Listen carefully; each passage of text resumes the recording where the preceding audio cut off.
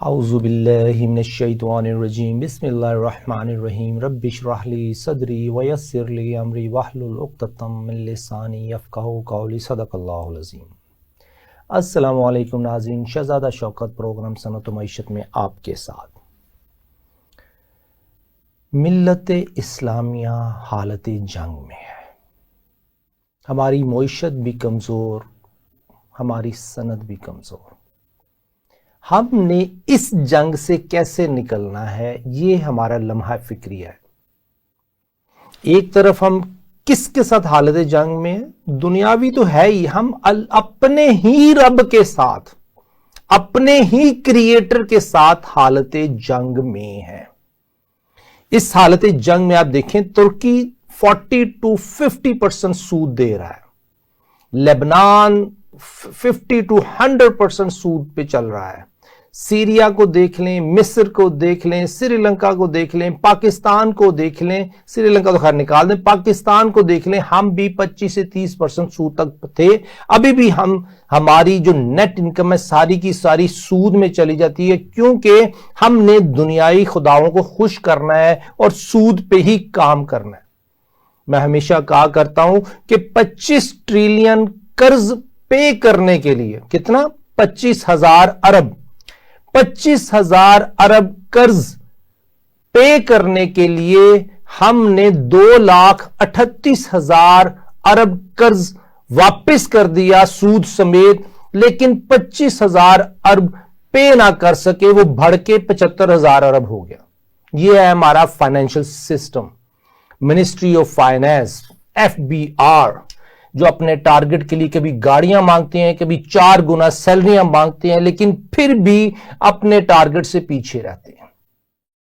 ہم انڈیا سے اگر کمپیئر کریں کہ انڈیا انویسٹمنٹ لے رہا ہے اسلامک ٹرمز پہ، ایز پر اسلام انڈیا انویسٹمنٹ ایکسپٹ کرتا ہے، اور ہم جو انویسٹمنٹ نہیں، ہم لون لیتے ہیں ہائی انٹرسٹ ریٹ پہ ایز پر شیطان، کہ جو شیطان چاہتا ہے اس کے اوپر ہم انٹرسٹ لیتے ہیں۔ IMF کی رپورٹ ابھی آئی جس میں کہ GCD کہتے ہیں، governance and corruption diagnostic report 2025، جو کہ ایک IMF پروگرام 2018 میں ہم نے ایگری کیا تھا، اس کے تحت 2024 میں ہم نے IMF کو کہا کہ ورلڈ بینک کی ٹیم بھیجے اور تاکہ وہ ڈائگنوز کر سکے کہ پاکستان میں اصل مسئلہ کیا ہے۔ انڈیا ترقی کر رہا ہے اور ہم اپنے مسئلوں کو ڈھونڈ رہے ہیں، اور وہ بھی as per requirement of IMF frame work جو 2018 تھا، اس کے تحت 2023 اور 2024 میں ہم نے ایگری کیا اور ہم نے اپوائنٹ کیا کہ جی آئیں ہمارے پاس اور ہمارا کام کر کے دیں۔ اس سلسلے میں ہمارے ساتھ آج ہمارے مہمان ہیں منصور آفریدی صاحب، ان سے بات ہوگی۔ السلام علیکم سر۔ السلام علیکم شہزادہ صاحب، بہت بہت مہربانی سر۔ آپ نے ہمیں جوائن کیا، ایک محبت نامہ ہے کہ انڈیا انویسٹمنٹ ایکسپٹ کر رہا ہے ایز پر اسلام، ہم لون ہائی انٹرسٹ ریٹ پہ لے رہے ہیں ایز پر شیطان، کیا اس میں کچھ سچائی ہے؟ جی، جس طرح آپ نے کہا کہ انویسٹمنٹس کا تو آپ کو پتا ہے کہ آپ اجارہ اٹھا لیں، مشارکہ اٹھا لیں، وہ دونوں پارٹیوں کا اس پہ فائدہ ہوتا ہے۔ جب بزنس ہوتا ہے، کاروبار ہوتا ہے، تو دونوں پارٹیاں اس میں سے کماتی ہیں، اگر وہ لاس ہو جاتے دونوں بیئر کرتے ہیں۔ جبکہ قرض میں تو یہ ہے کہ جو لیکوڈ امام آپ کو دی ہوتی ہے، جو آپ کو پیسے دیے ہوتے ہیں، وہ بھی آپ نے لوٹانے ہوتے ہیں، اور اگر آپ کا نقصان ہو رہا ہو، آپ کے خرچے پورے نہ ہو رہے، تب بھی آپ نے سود واپس لوٹانا ہے۔ اب جس طرح آپ نے انڈیا پاکستان کی مثال دیکھی تو یہ بڑی ایک دکھ کی بات ہے۔ میں تو یہ خبر دیکھ رہا تھا کہ ایک ہی دن میں 2 واقعات ہوئے ہیں، مطلب یہ بھی نہیں ہے کہ کوئی 2-3، ایک ہی دن میں 2 واقعات ہوئے ہیں۔ ایک ہی دن میں ہمیں 1.3 بلین یعنی عوام کے لیے 1.3 ارب ڈالر ہمیں IMF نے قرضہ دیا، اور ایک ہی دن میں اسی دن ایمیزون نے جا کے ہندوستان میں انویسٹمنٹ کی 35 ارب ڈالر کی۔ اب 35 ارب ڈالر اگر میں حاضرین کے لیے بتاؤں تو یہ تقریباً پاکستان کے جو اسٹیٹ بینک کے ذخائر ہے، کمرشل بینکوں کو ہٹا دیں، اصل تو ہمارے اسٹیٹ بینک کے ذخائر ہے، کمرشل بینکوں کے تو وہ تو عوام کا پیسہ ہے، جو اسٹیٹ بینک کے ذخائر ہیں وہ 10 ارب ہے۔ اس کا مطلب ہے کہ 3.5 پاکستان، یعنی اگر پاکستان ایک یہ ہو گیا، پھر دوسرا پاکستان، پھر تیسرا پاکستان اور پھر آدھا پاکستان، یہ ایک دن میں ہندوستان اپنے ملک کے اندر لے آیا ہے۔ 3.5 ملکوں کو ایک جا کر کے ہندوستان ایک ڈیل کر دی اس نے $35 ارب، اور اس سے 2 دن پہلے، زیادہ بھی نہیں، 2 دن پہلے $17 ارب مائکروسافٹ لے آیا، یعنی 1.5 پاکستان، یعنی اگر ہم حساب لگائیں 1.5 پاکستان۔ اس سے تقریباً 20 دن پہلے گوگل نے $17 ارب ہندوستان لے آیا، آندھرا پردیش، یعنی یہ بھی 1.5 پاکستان۔ تو اگر ان کو ہم اکٹھا کر لے 1.5 اور 1.5 3 پاکستان اور وہ 3.5 پاکستان، تو 6 پاکستان، یعنی 6 پاکستان کو مودی گورنمنٹ اپنے ملک کے اندر بسا کے لے آیا، ان کو وہ کر لیا۔ تو آپ اندازہ لگائیں اس انویسٹمنٹ کا، اور یہ صرف 3 کمپنیاں ہیں، یہ ہم ان کمپنیوں کی باقی بات نہیں کر رہے ہیں جو کہ امریکہ یا یورپ کی چھوٹی کمپنیاں اسٹاک ایکسچینج میں آ رہی ہیں، یہ وہ اور یہ خبر کیوں بنی ہے؟ یہ اس لیے نہیں بنی کہ یہ اپنے اماؤنٹ کی وجہ سے، اماؤنٹ تو وہاں پہلے بھی سالانہ میرے خیال میں 80 سے 90 ارب ڈالر انویسٹمنٹ آتی ہے ہر سال۔ یہ خبر اس لیے بنی ہے، اور یہ پرائم منسٹر مودی سے ان کے جو بڑے ہیں امازون کے یا گوگل کے، ان کے جو بڑے ملے ہیں، وہ اس لیے کہ وہ اے آئی میں انویسٹمنٹ ہے، اے آئی فیوچر ہے، یعنی ہم نے، آپ نے، سب نے اے آئی میں جانا ہے۔ اور اے آئی کو گوگل نے امریکہ کے بعد دوسرا بڑا اے آئی ہب دنیا کا، اور مائکروسافٹ نے ایشیا کا سب سے بڑا اے آئی ہب وہ ہندوستان کو ڈکلیئر کر دیا ہے، وہاں پہ سب اے آئی کی چیزیں بنیں گی، اور اس سے وہ کہہ رہے ہیں لاکھوں لوگوں کو روزگار ملے گا، لاکھوں لوگوں کو انوویشن۔ صرف یہ چیز تو نہیں ہوتی ایک دفتر نا، اس کے ساتھ لنکڈ ایس ایم ایز ہوتے ہیں، چھوٹی چھوٹی کمپنیاں ہوتی ہیں۔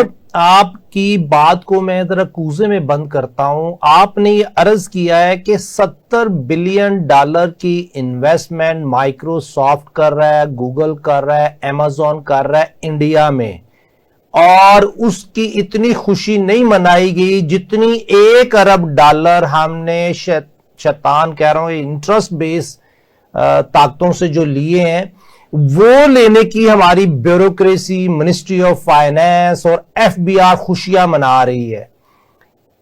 ایک طرف آپ نے کہا کہ 7 پاکستانی سینٹرل بینک کے ایکولنٹ ہم نے ریزرو کے برابر، انہوں نے 1.5-2 ہفتے میں اپنے لیے انویسٹمنٹ لے لی، اور ہم لگے ہوئے ہیں I M F framework 2018 2023 اور اس کے بعد ابھی جو ان کی رپورٹ آئی ہے جی سی ڈی کی، اس کے مطابق اس کو فالو کرتے ہوئے ہم $1 بلین کے اوپر $1.23 بلین کو خوشیاں منا رہے ہیں۔ اس سے پہلے کہ ہم ایس ایم ایز کی طرف جائیں جو ہمارے پاکستان میں رو رہے ہیں، اس سے پہلے کہ لارج سکیل کمپنی کی طرف جائیں، میڈیم سکیل کمپنی کی طرف جائیں، یہ جو خوشیاں منائی جا رہی ہیں اس کے اوپر تھوڑا سا پوائنٹ آؤٹ کیجئے گا، پھر ہم آگے چلتے ہیں۔ یہ بڑی ہی دکھ کی بات ہے جس طرح آپ نے پوائنٹ آؤٹ کیا کہ لون لینے پہ آئی ایم ایف سے $1.5 ارب پہ خوشیاں منائی جا رہی ہیں، 1.5 ارب بھی نہیں، $1.3 ارب، اور ایسا بتایا جا رہا ہے کہ پاکستان نے کوئی بہت بڑا کارنامہ کر دیا ہے، اور یہ اس کے باوجود کہ ہم کہتے ہیں کہ ڈونلڈ ٹرمپ پاکستان کے ساتھ سیسا پلائی ہوئی دیوار کی طرح کھڑا ہے۔ ڈونلڈ ٹرمپ شہباز شریف کے ساتھ بڑے اچھے تعلقات استوار کیے ہوئے، پاکستان کی سفارتی کامیابی ہے، ان کامیابیوں کے باوجود ہمیں قرضہ ملا $1.3 ارب، اور اتنے خراب تعلقات کہ ہم کہتے ہیں کہ ٹرمپ نے ہندوستان کی مٹی پلیت کر دی ہے، اس کی بےزتی کر رہا ہے کہ 7 جہاز گر گئے، 8 جہاز گر گئے، ان جہازوں گرنے کے بعد بھی وہ $60 ارب اور اے آئی میں، یعنی اے آئی میں وہ چائنا کے خلاف ہندوستان کو کھڑا کر رہا ہے، اس میں جا کے انویسٹمنٹ کرنا ہے۔ تو ہماری بیوروکریسی پہ تو شرم کا مقام ہے کہ وہ بھی یہ لون جو لے رہے ہیں، وہ گاڑیاں لیں گے ایف بی آر والے، وہ کوٹیاں لیں گے, غریب عوام پہ تو کچھ جا کے نہیں لگنا. ہمارے لیے باعث شرم کا مقام ہے ایک ملک کو کہ ہم نے اتنی جنگ جیت کے سفارتی محاذ پہ کامیابی حاصل کرنے کے باوجود ہم اس سے وہ فائدہ نہیں اٹھا پائے جو ہندوستان نے خراب تعلقات رکھنے کے باوجود اربوں روپے ڈالر کمائے امریکہ سے اور مغرب. سر شہباز شریف صاحب محنتی آدمی ہیں, سپیڈ میں کام کرنا چاہتے ہیں, ان کی اپنی سپیڈ تو لیمبورگینی ہے کہ وہ اتنی سپیڈ سے چلنا چاہتے ہیں, لیکن جو انہوں نے اپنے ساتھ ٹیم رکھی ہوئی ہے اس کے اوپر جو خوشیاں منا رہے ہیں وہ لوگ, ان کی سپیڈ تو نیگیٹو ہے, وہ تو ڈیڈ لاک ہیں, الٹے چل رہے ہیں. تو جو شہباز شریف صاحب کی سپیڈ ہے نا, وہ انفیکٹ وہ سپیڈ نہیں رہی, کیونکہ ان کے پیچھے جو لیگ ورک جو ڈبے لگے ہوئے ہیں ان ڈبوں کے نیچے پہیے نہیں ہے, عقل نہیں ہے, سمجھ نہیں ہے. آپ دیکھیں کہ ایف بی آر اپنا ٹارگٹ پورا نہیں کر سکا. ایف بی آر کو یہ سمجھ نہیں آ رہی کہ آئی ایم ایف رپورٹ جو ابھی 2025 کی ہے, یہ جو پرابلم بتا رہے ہیں وہ پرابلم 30 سال پرانی, 40 سال پرانی, 50 سال پرانی پرابلم بتا رہے ہیں اور اس کو ڈاکومنٹ کر رہے ہیں. اب اس میں 92 آبزرویشنز تھیں. جب میں نے اسٹڈی کی تو اس 92 میں سے 195 کی بجائے میں نے 195 آبزرویشن ریکارڈ کی ہیں کہ آئی ایم ایف نے 195 آبزرویشن دی ہیں, یعنی کہ انہوں نے چیلنج کیا ہے کہ یہ 195 پرابلم ہیں, اگر ان کو ٹھیک کر لیں گے تو آپ آگے چلیں گے. لیکن ان میں سے ایک بھی پرابلم یہ نہیں ہے جس میں لکھا ہو کہ پاکستان میں پاکستانیوں کی انکم بڑھا دیں تاکہ ایف بی آر کا ریونیو بڑھ جائے. اس طرح کی ایک بھی آبزرویشن نہیں ہے.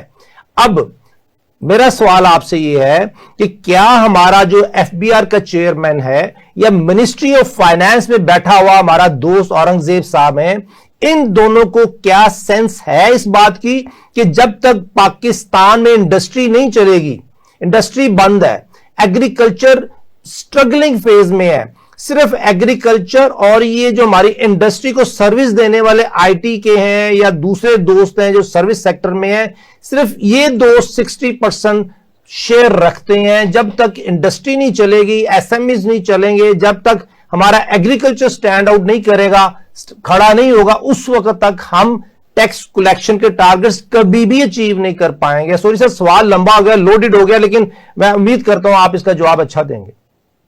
جی بالکل. جب تک ہم کور جو انڈسٹری ہے, چاہے مینوفیکچرنگ ہو چاہے آپ کے ایگریکلچر ہو, اس پہ توجہ نہیں دیں گے تو تب تک کام آگے نہیں بڑھے. اور اس میں شیئر کمپیٹنس چاہیے بیوروکریسی کی. ابھی ایک کمپنی ہے چھوٹی سی ایگرو بیس, وہ جو اس کا سی او تھا وہ خود بتا رہا تھا کسی پروگرام پہ آ کے, وہ کہہ رہا تھا کہ ہم ریسرچ اینڈ ڈیولپمنٹ کا کام کرتے ہیں, آئی ٹی سے بھی علاج نہیں کرتے ہیں. تو ہم گئے اسلام آباد بیوروکریسی سے ملنے کہ ہم نے یہ چیزیں ہماری ریکوائرمنٹ ہے, آپ ہماری ہیلپ کریں ایگریکلچر سیکٹر میں تاکہ ہم انوویشن لائیں. جس طرح اسرائیل کر رہا ہے, دبئی کر رہا ہے, اس طرح کی انوویشن, ہماری پروڈکٹیوٹی بڑھی.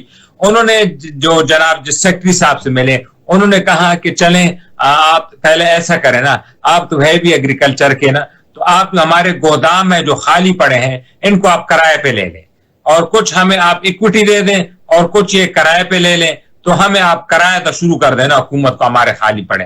کہہ رہے ہیں وہ ہماری اب سائیکی یہ بن گئی ہے کہ ہم رینٹ سیکنگ قوم بن گئے ہیں. ہماری سرکار بھی اب یہ کہہ رہی ہے کہ ہم کام تو بعد میں دیکھ لیں گے, ہمارے گودام جو پڑے ہیں خالی جس میں گندم ہے, چاول ہے, وہ آپ کرائے پہ ہم سے لے لیں تاکہ ہمیں کرایہ آتا رہے ڈپارٹمنٹس کے اور وہ تنخواہیں ہم دیں اور گاڑیاں لیں. یہ تو ہمارا حال ہو گیا ہے کہ ہم رینٹ سیکنگ اکانومی بن گئے. شہزادہ صاحب, یہ کچھ دہائیوں سے جو ہمارے ہاں یہ ایک نظام چل پڑا ہے کہ آپ نے کرایہ لینا ہے, چاہے عوام ہے, اگر عوام ہے تو وہ بھی کیا کر رہی ہے, پراپرٹی میں انویسٹ کر کے, گھر بنا کے, دکان خرید کے کرائے پہ دے رہے ہیں, اور اگر حکومت ہے وہ بھی یہ چاہ رہی ہے کہ میرے پاس جتنی بھی چیزیں ہیں ہم کرائے پہ دے دیں, ہمیں کرایہ آتا رہے.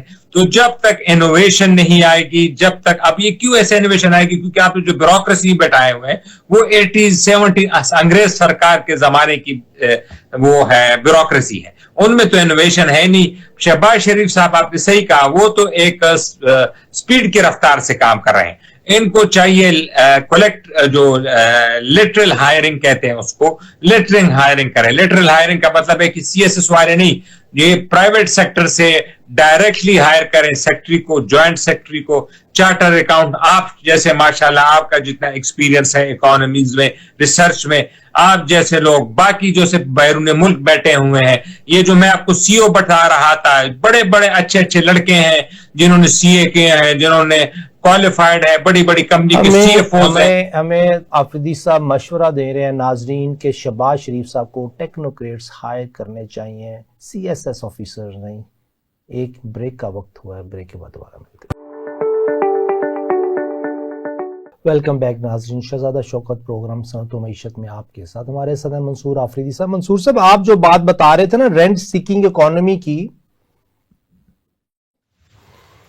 اور انٹرسٹ بیس اکانومی کی, اس کی ایگزامپل ایک اور میں دیتا ہوں کہ ایک میں اسٹیٹ اون انٹرپرائزز کا سمجھ لیں کہ کوئی ایڈوائزر تھا ڈائریکٹلی انڈائریکٹلی 2-4 پروجیکٹس میں, تو وہاں پہ ایک اسی طرح سرکاری دوست سے بات چیت ہوئی تو اس نے کہا جی ہمیں ٹینشن نہیں ہے کہ گورنمنٹ یا ہمارا پروجیکٹ چلتا ہے نہیں چلتا, ہم نے اب پرانی بات بتا رہا ہوں 2021 کی 21-22 کی, کہتے جی ہم نے 2 ارب روپے اس کو رکھا ہوا ہے, ہم نے اس کو سود پہ, اور 22 میں ظاہر بات آپ کو پتا ہے کہ ریٹ چڑھ گئے تھے, تو کہتا ہے جی ہمیں ہر سال اتنا انٹرسٹ آ جاتا ہے کہ ہماری کمپنی کے خرچے نکل جاتے ہیں اور بیلنس شیٹ میں پروفٹ آ جاتا ہے, we are happy for that. At least ہم گورنمنٹ آف پاکستان پہ برڈن نہیں ہے. اب جس اسٹیٹ آن انٹرپرائزز نے اپرچونٹیز کریٹ کرنی ہے, جس طرح چائنا میں انڈیا میں ہو رہا ہے, ہمارے اسٹیٹ آن انٹرپرائزز ہمارے پہ برڈن ہے. اس بات میں کتنی سچائی ہے؟ یا آئی ایم ایف پورٹرے کر رہا ہے کہ ہماری ایس او ایز بند ہو جائیں تاکہ ہم مکمل طور پر جو پیسے والے دوست ہیں ان کے ہاتھ میں غلام بن جائیں, جو سود پہ بھی پیسے دیتے ہیں اور تمام کاروبار ان کے ہتھے چڑھ جائیں. کیا اس سچویشن کو آپ کیسے ڈیفائن کرتے ہیں؟ دیکھیں یہ بات تو آپ نے بالکل صحیح کی. جو اسٹیٹ اون انٹرپرائز ہیں, اب وہ جو ان کے پاس پراپرٹی ہے وہ اسی طرف رینٹ سیکنگ کی طرف جا رہے ہیں. میں آپ کو مثال ریلوے کے دیتا ہوں. ریلوے آپ ادھر مردان میں آ جائیں, جس رفتار سے یہ مارکیٹیں بنا رہی ہیں, ریسٹورانٹ بنا رہے ہیں اپنی زمینوں پہ, اور ان کو کروڑوں اور اربوں, اور ایک جو اسٹور تھا بہت بڑا میگا مارٹ, اس پہ تو اتنی لڑائی ہو گئی ریلوے کی کہ ریلوے کو پولیس لانی پڑی, اور اس میں سے 2-3 بندے قتل بھی ہو گئے. مطلب مخالف پارٹی کے بھی قتل ہو گئے, ریلوے پولیس کے بھی قتل ہو گئے. 302 FIR, اور وہ اس میں وہی مسئلے مسائل کہ وہ ظاہر ہے ریلوے جو چیف صاحب ہے ان کو کمیشن چاہیے ہوگا, وہ جو پارٹی ہے وہ کمیشن نہیں دے رہی ہوگی, یہی تو مسئلے ہوتے ہیں نا. تو اب وہ جو کور فنکشن کیا تھا ریلوے کا, ریلوے کا فنکشن یہ نہیں ہے کہ وہ لوگوں کو مال دے وہاں سے پیسے, یہ تو کوئی بھی دے سکتا ہے نا. مطلب یہ تو اس کے لیے کوئی اور ادارہ پھر آپ بنائے نا. آپ سرکاری طور پہ اگر آپ نے یہ کام کرنا ہے, حالانکہ دنیا میں کہیں پہ یہ نہیں ہوتا ہے کہ سرکار جو ہے دکانیں چلا رہی ہوں یا یوٹیلیٹی سٹور چلا رہے ہوں, یہ تو کہیں پہ نہیں ہوتا نا. وہ تو عام عوام کے لیے یہ چیزیں, یا اس کو بیچ دیں, یا اگر کرنا ہی تو ایک علیحدہ ادارہ بنا لیں, وہ یہ کام کرتا رہا. پھر آپ کا ریلوے کا مقصد کیا رہا ہے؟ ریلوے تو آپ تو چل ہی نہیں رہی. ریلوے کی ٹرینیں آپ کی یہ حال ہے کہ نہ بلوچستان ریلوے چلا سکتے ہیں, نہ سندھ میں چلا سکتے ہیں, نہ KPK میں آپ ریلوے چلا سکتے ہیں. آپ کی ریلوے ہر ٹائم لیٹ ہوتی ہے. میں ایک دفعہ خود کراچی سے آ رہا تھا تو وہ ٹرین ماشاءاللہ 16 گھنٹے لیٹ تھی اپنے ٹائم سے. وہ تقریباً 40 گھنٹے میں ہم کراچی سے لاہور پہنچے. تو یہ تو ان کا حال ہے. تو اصل تو یہ ہے کہ یہ اپنی کور فنکشن, جس طرح آپ نے مثال دی چائنا اور انڈیا, کور فنکشن پہ توجہ دیں. جب کور فنکشن پہ توجہ دیں گے تو GDP بڑھے گی, ریونیو بڑھے گا, اس طرح ریونیو کے ساتھ ٹیکس بڑھے گا, اور کور فنکشن کی وجہ سے لوگوں کو جاب ملیں گی نا. سر اس میں آپ کی بات بالکل ٹھیک ہے. چائنا کو دیکھ لینا سر, اس نے اگر اس کی اکانومی پہ ہم انشاءاللہ ایک پورا پروگرام کریں گے کہ چائنیز اسٹیٹ اون انٹرپرائزز نے ورلڈ GDP میں اپنا سبسٹینشل شیئر رکھا ہوا ہے, اور چونکہ چائنیز اسٹیٹ اون انٹرپرائزز نے اکنامک ایکٹیویٹیز میں خود انگیج ہوتی ہے, سائنا شور سپورٹ کرتی ہے. اب ڈائریکٹلی انڈائریکٹلی میں ان کے ساتھ ایک ایڈوائزری کونسل میں رہا ہوں کہ ہم چائنیز آفیسرز کو, CEOs کو, ان کو ہم گائیڈ کیا کرتے تھے بیس آؤٹ آف دبئی کہ آپ نے اپنی ٹریڈ پالیسیز کو کس طرح اسٹرینتھن کرنا ہے. اب وہ اس لیے کہ اکنامک ایکٹیویٹیز پروموٹ ہوں. ہمارے ہاں اکنامک ایکٹیویٹیز پروموٹ ہوتی ہیں. اس میں دیکھیں ابھی جو آئی ایم ایف کی رپورٹ ہے اس میں میں فگر دیتا ہوں آپ کو کہ 38,434 بلین کے ایسٹ ہیں اسٹیٹ اون انٹرپرائزز کے, اور اسٹیٹ اون انٹرپرائزز نے لون جو لے رکھے ہوئے ہیں 32,571 بلین کے ہیں. یہ اسٹیٹ اون انٹرپرائزز کی بات کر رہا ہوں. اور جو انہوں نے ریونیو ڈکلیئر کیا ہے اینوئل وہ 13,524 بلین کیا. آپ دیکھیں نارملی کسی بھی کمپنی میں اگر ہمارے پاس 1 لاکھ کا ایسٹ ہے تو اس کا revenue multi ply by 4-5 time ہوتا ہے, اور ادھر 38,000 ارب کے ایسٹ رکھنے والی کمپنیز ان کا ریونیو 13,524 بلین ہے, اور وہ رپورٹڈ لاس یہ ہے despite all exemptions and other things 30 billion rupees کا نیٹ لاس شو کرتے ہیں. اب اس کانٹیکسٹ کو آپ کس طرح ایکسپلین کریں گے آفریدی بھائی, آپ ذرا اس کے اوپر بتائیے. بالکل آپ نے صحیح کہا. مطلب آپ نے کہا 38,000 ارب ایسٹس ہیں, یعنی 38,000 روپے آپ کے پاس کیش میں یا ایسٹس کے فارم میں پڑے ہیں. تو اگر آپ بینک میں بھی اس کو رکھ دیں تو وہاں سے بھی آپ کو 20-25,000 ارب ملیں گے. اگر یہ موجودہ 5-6% بھی لگا لیں, 10% لگا لیں, 3,800 ارب ان کو مل جائے گا, جو کہ پاکستان کی نیٹ انکم سے بھی زیادہ ہوگا انٹرسٹ کو پے کرنے کے بعد.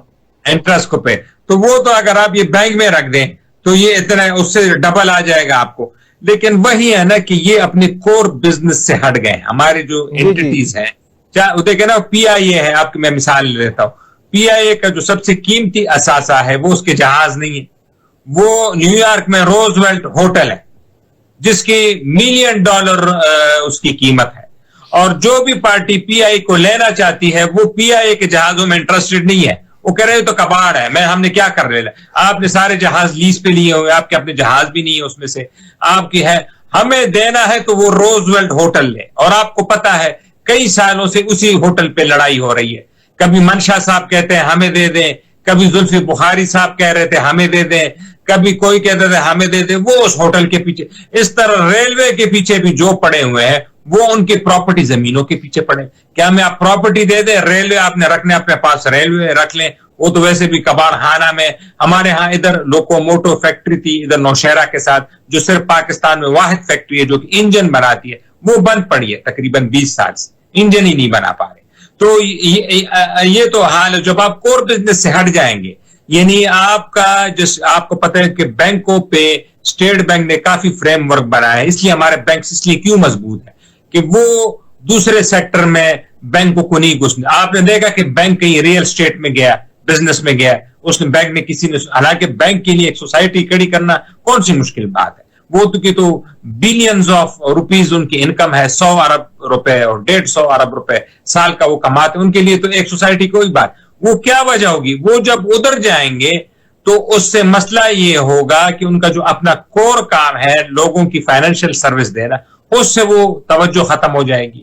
تو اصل تو بینکوں کا یہی کام ہے کہ فائنینشیل انکلوژن کو کرے اور فائنینشیل اسٹرینتھن کرے. جب دوسرا یہی ہمارے پی ایس یوز ہیں یا جو گورنمنٹ ہے وہ اپنے جو مین کام ہے اس سے ہٹ چکے ہیں, اور وہ ان کاموں پہ توجہ دے رہے ہیں تو ان کے ہے ہی نہیں, اور اس سے ان پروڈکٹیو کام ہے. پراپرٹی کا کام تو اچھا ہے, پراپرٹی کا کام بھی کریں سر, اس میں کمیشن ملتا ہے, اس میں پراپرٹی کے کام میں سر پریکٹیکلی نظر آتا ہے. ایک صاحب سے ملاقات ہوئی, سرکاری ملازم تھے, انہوں نے کہا جی دیکھیں ہم نے اگر فائل میں ہاں لکھ کے بھیج دیا اور بزنس نہ چلا تو ہماری نوکری, ہمارا نام, ہماری جو پروموشن ہے وہ رک جائے گی. پاکستان کو ملے نہ ملے وی ڈونٹ کیئر, ہمارا کچن, ہماری جاب, ہماری reputation that need to be secured. So اس کے لیے ہم ڈیسیژن نہیں لیتے, ایک چیز.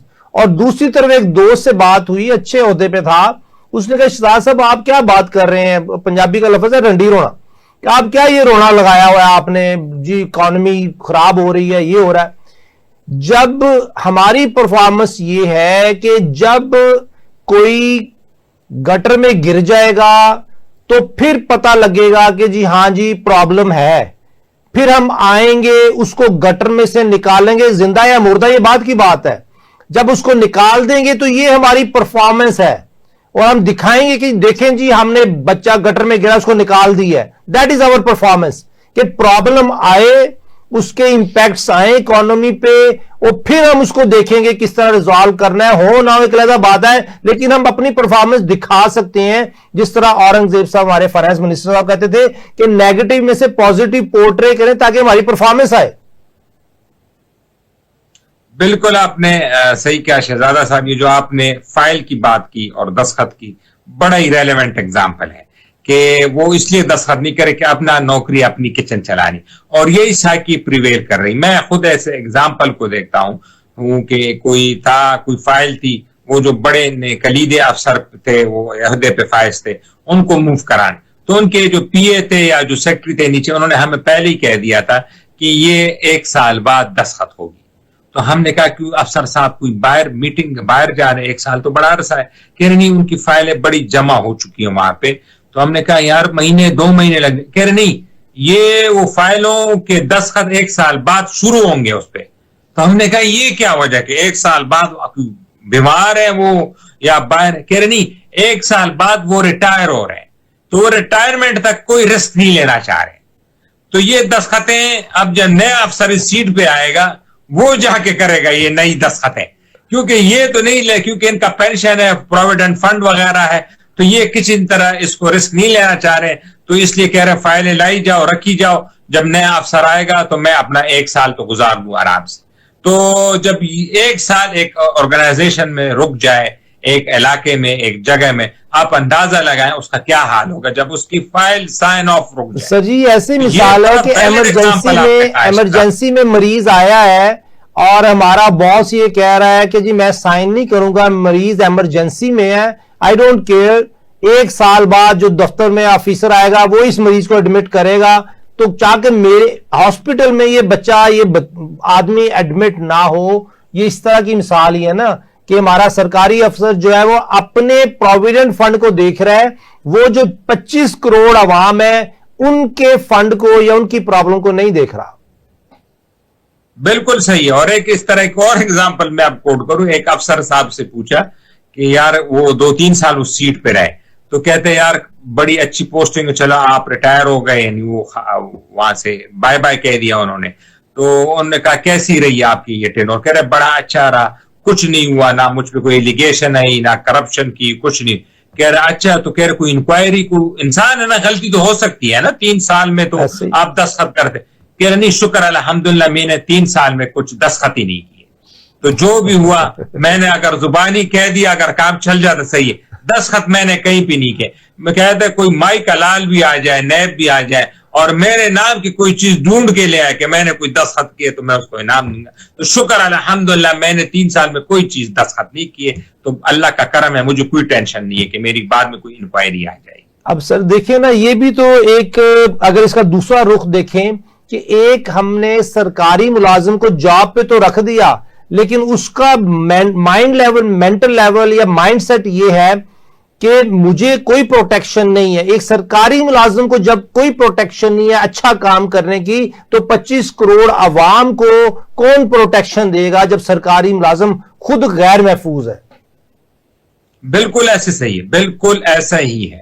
ایک کمزور آدمی, ایک کمزور فوج, کمزور سرکاری ملازم, کمزور ذی شعور آدمی جو اپنی حفاظت نہیں کر سکتا, کمزور سرکاری ملازم اپنی ہی پالیسیز میں اپنے لیے اپنی پروٹیکشن میں کام کرنے کے لیے تو بہت ایکٹیو ہے کہ میں کام ہی نہ کروں, لیکن 25 کروڑ عوام, اس کا مطلب ہے صرف اللہ کے ہی سہارے ہیں, اس کے رسول صلی اللہ علیہ وسلم کے سہارے ہیں. بالکل ایسے ہی. اور اس کی لائیو ایگزامپل ساری دنیا جانتی ہے. وہ عاشر عظیم صاحب تھے, دھواں ڈرامہ جنہوں نے بنایا تھا, کسٹم میں تھے, انہوں نے کوئی سافٹ ویئر لگایا تھا, ان کے خلاف انکوائری ہوئی, سسپینڈ رہے. انہوں نے پھر بھی اتنی ہمت کی کہ اپنا کیس لڑا, ری انسٹیٹ ہو گئے, بحال ہو گئے. اس کے اگلے ہی دن ریزائن دے کے کینیڈا چل رہے اور ٹرک چلا رہے. تو یہ تو لوگوں کے سامنے ہے اس طرح کیسز. اور اگر ان میں کچھ غلطی تھی یا انہوں نے کرپشن کیا تھا, تو ان کو پھر ری انسٹیٹ کیوں کیا, ان کو بحال کیوں کیا, उनको नौकरी पे सीट, यही मतलब था, कोई मसला उन्होंने नहीं किया ना, इसलिए बहाल हुए हैं। सर करप्शन के ऊपर तो आईएमएफ की report straight away charge sheet है, एक चार्ज शीट दे के गया है आईएमएफ, लेकिन फिर भी किसी एक सरकारी मुलाजिम को कटहरे में नहीं लाया जा सकता, क्योंकि सरकारी मुलाजिम दूसरे सरकारी मुलाजिम के खिलाफ कोई एक्शन नहीं लेगा, और अवाम और खास तौर पर अवामी नुमाइंदे, खास तौर पर शहबाज शरीफ साहब जिनके ऊपर पूरा बोझ है, जिम्मेदारी है। मैं देखता हूं किस तरीके से उस दिन प्यूटन के साथ मीटिंग के लिए अताले हो रहे थे, बेचैन हो रहे थे, वो किसके लिए? इस मुल्क के लिए, पाकिस्तान के लिए। लेकिन शहबाज शरीफ साहब, अगर आप अपनी टीम ऐसी रखेंगे जो अपनी सैलरी और प्रोविडेंट की फिक्र करेंगे, तो कोई काम आगे नहीं बढ़ेगा। इस सिलसिले में कोई मैसेज है शहबाज शरीफ साहब के लिए आपका? सर जिस तरह आपने कहा बड़ा जबरदस्त कि व्लादिमीर पुतिन के साथ उनको इंतजार भी करना पड़ा, वो बैठे रहे, फिर वो दूसरे कमरे में चले गए उनसे कि इनसे कैसी मुलाकात, और यही वजीर आजम का काम हो। हमारे पीटीआई वाले दोस्त इस पे हंसते हैं कि शहबाज शरीफ को उसने लिफ्ट नहीं कराई है। भैया वो किस लिए? वो तो कोई अपनी फैक्ट्री तो नहीं लगा रहा है ना मास्को में, ना वो अपने कोई वहां पे कोई स्टील का सरिया मास्को भेज रहा है, वो तो आपके लिए कर रहा है ना। जिस तरह एक सेलमैन होता है, मैं भी सेलमैन बैंक में रह चुका, वो तो जाके कस्टमर के साथ बैठता है, उसके इंतजार करता है घंटा। शहबाज शरीफ साहब ने भी 40 मिनट इंतजार किया या आधा घंटा, जितने भी इंतजार किया, और वो उनके साथ कोशिश की कि मुलाकात। किसके लिए? पाकिस्तान के लिए ना, कि रूस से कोई फायदा ले सके। वरना नवाज शरीफ क्यों नहीं कर रहा? हालांकि उनका बड़ा भाई है, क्योंकि वो वजीर आजम नहीं है। बिलावल क्यों नहीं कर रहा है? वो भी वजीर आजम नहीं है। वो तो वजीर आजम पाकिस्तान ने उनका इंतजार किया, जितने भी मिनट थे, जितने भी मिन्नतें तरले करने। ट्रंप साहब की वो इतनी तारीफें करते हैं, किस लिए करते हैं? कि पाकिस्तान के लिए। लेकिन इनकी जो शहबाज शरीफ साहब की जो तनकीद पीटीआई वाले करते हैं, ये बहुत नाजायज है। लेकिन अगर इनको तनकीद भी करनी चाहिए, सिर्फ ये तनकीद बनती है कि ये टीम अपने साथ एक तगड़ी टीम रखे, तेज टीम, जो कि शहबाज शरीफ साहब आए, जो मुआहदा करे, उसका ट्रैकर इनके पास हो, टीम के पास, क्योंकि काम टीम से लेते हैं। वो किसी गूगल के हेड से किसी ने पूछा कि आप बहुत कॉम्पिटेंट है, आप बिल्कुल नीचे लेवल से जूनियर क्लर्क से आके सीईओ गूगल के बन गए दुनिया के, तो आपकी क्या स्ट्रेंथ है? वो कह रही मेरी स्ट्रेंथ है टीम मैनेजमेंट। काम तो मैंने खुद नहीं करना होता, मुझे गूगल का तो हर चीज का नहीं पता कि गूगल क्या काम करता है। काम मेरी टीम का होता है, टीम ने मुझे बतानी होती है कि क्या चीजें हैं। असल तो टीम है। जो प्राइम मिनिस्टर होते हैं दुनिया के, आप उठा लें जितने भी बड़े बड़े, उनकी एजुकेशन क्या होती है? बीए होता है, एमए होता है, एफए होता है। इन्हीं तालीम पे उन्होंने टीम अच्छी सेलेक्ट की होती है, और वो टीम उसके आगे। तो शहबाज शरीफ साहब तो आज खुद मुल्क के लिए बड़ी जद्दोजहद कर रहे हैं।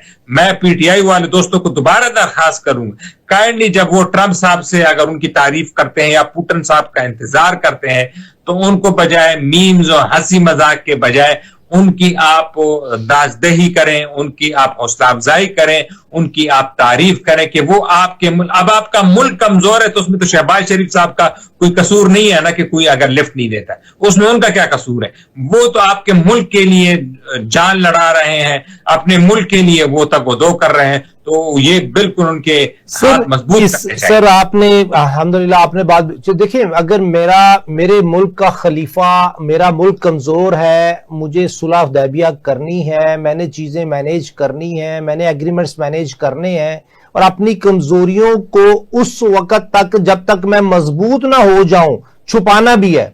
उसके लिए शहबाज शरीफ का रोल माशाल्लाह बिल्कुल ठीक है। आज जो पीटीआई वाली बात से आपने की ना सर देखिए, बात यह है कि हर तस्वीर के दो रुख हैं। दो, एक वो रुख है जो कि पोर्ट्रे करता है शैतान, एक वो रुख है जो कि कुदरत की तरफ से बिल्ट इन है, कि हमारे दिल में है कि कौन सी चीज बुराई है, कौन सी भलाई है, कौन सी नेकी है, कौन सी बदी है। अब इसको देखें, मैं अगर एक हदीस मुझे अभी याद आ रही है, कल ही मैं कहीं सुन रहा था कि कांटा अगर किसी ने किसी मोमिन के, अभी मफहूम बता रहा हूं, कि कांटा जो भी चुभने से बचा लिया तो उसका बड़ा अजर है। तो हजरत अबू बकर सिद्दीक उदास हो गए कि यार कांटा अगर हमने किसी का निकाल दिया, किसी की तकलीफ दूर कर दी, किसी का हक उसको दे दिया, या किसी को हक से ज्यादा दे दिया, तो उसका कितना अजर है। तो वो परेशान हो गए कि जो कांटा चुभाने वाला है उसको कितना गुनाह मिल रहा होगा। अब पीटीआई वाले दोस्तों के लिए सर मैसेज हमारा यही है कि हम सब पाकिस्तानी हैं, ये पाकिस्तान तरक्की करेगा तो हम सब तरक्की करेंगे। اب ہم نے کلوزنگ کی طرف جانا ہے سر. دو باتیں صرف امپورٹنٹ سر اب ہمیں بتا دیں کہ آئی ایم ایف کی جو یہ رپورٹ ہے اور ایف بی آر کی نان پرفارمنس ہے اور منسٹری آف فائنانس میں جو فرسٹریشن ہے, اس کو شہباز شریف صاحب کیسے ہینڈل کریں گے, اور اس میں کوئی کہیں ہمارے فیلڈ مارشل صاحب کا بھی کوئی رول ہے کہ وہ اس چیز کو دیکھیں کہ ہم اتنے کمزوری کی طرف کیوں جا رہے ہیں؟ دیکھیں, ان میں شہباز شریف صاحب فل فور ایک ورکنگ گروپ بنائے اور وہ ورکنگ گروپ ٹیکنوکریٹ لوگوں پہ مشتمل ہو, کیونکہ لٹرل ہائرنگ تو آپ کر نہیں سکتے نا, اپنا ٹائم نہیں ہے حکومت کے پاس. اور وہ ورکنگ گروپ کی direct reporting F B R اور فائنانس منسٹری کے ڈپارٹمنٹ اس ورکنگ گروپ کے ہو, اور اس ورکنگ گروپ میں ریکمنڈیشنز آئیں اور ڈسکس ہو, اور بجائے ایف بی آر اپنے لیے گاڑیاں لینے, اپنے لیے تنخواہیں بڑھانے, آپ اس پہ توجہ دے کہ وہ ٹیکس کے ریونیو ٹیکس بیس کیسے بڑھایا جائے, اور فائنانس منسٹری پہ بھی اس پہ توجہ دیجئے کہ ویلتھ ایکومولیشن کس طرح کرنی ہے, فورن ڈائریکٹ انویسٹمنٹ کیسی, آپ قرضوں پہ بگلے جانا اور شادیانے بجانا بند کر دیں, ختم کر دیں, آپ انویسٹمنٹ پہ شادیانے لیں. اس ورکنگ گروپ کو امپاور کرے, اس میں آپ کے پاس ٹاپ کے اکانومسٹ امریکہ میں بھی بیٹھے ہیں, یو کے میں بھی بیٹھے ہیں, وہ انٹرنیشنل جرنلز میں آرٹیکلز لکھ رہے ہیں, اتنے بڑے ہیں, وہ آئی ایم ایف میں کام کر رہے ہیں, وہ ورلڈ بینک میں کام کر رہے ہیں. ان کو لائیں, اس ورکنگ گروپ کو آئینی تحفظ, ایک اور آئینی امندمنٹ لائیں جو قوم کی مفاد میں ہو, جس نے قوم کی ترقی کرنی ہو, اس کو آپ 28ویں دے دے, 29ویں دے دے, وہ آئینی ترمیم اس ورکنگ گروپ کو سٹرینتھن کرے, ان کی ریکمنڈیشن بائنڈنگ ہوگی ساری منسٹریز پہ, ورنہ سب کے اے سی آر کو سی گریڈ دے دیا جائے گا. بہت شکریہ سر, بہت شکریہ آپ نے ہمیں جوائن کیا. ہم پاکستان ہیں اور ہم نے محفوظ اور مضبوط پاکستان بنانا ہے. ہمارے ساتھ منصور آفریدی صاحب تھے, انہوں نے کلیئر کٹ شہباز شریف صاحب کو میسج دے دیا کہ ایک ورکنگ گروپ بنائے ٹیکنوکریٹس کا, ہمارے پاس ٹائم نہیں ہے, ہم نے اپنے پاکستان کو مضبوط پاکستان بنانا ہے, اس کے لیے ہمیں کام کرنا ہے. اجازت دیجیے, اللہ حافظ.